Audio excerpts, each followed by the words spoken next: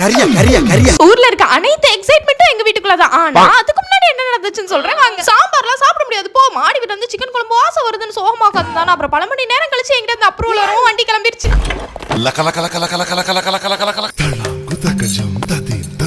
Chicken எழுதி வச்சாலே போதும், நம்ம வீட்டு பட்டாணிகளை கையில பிடிக்க முடியாது, இன்க்ளூடிங் மதுபாலன்.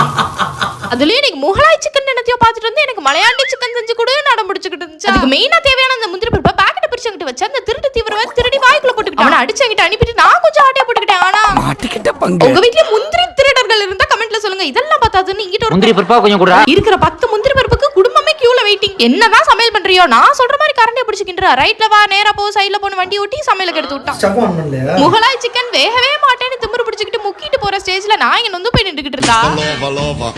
எப்படியோ காவியா மதுபாலனோட அட்ராசிட்டிஸ் தாண்டி டேஸ்டியா செஞ்சு அவன் கையில கொடுத்தா ஒரு ரிவ்யூ சொன்னா பாருங்க. ஹோட்டல் ஆரம்பிக்க கூடாது.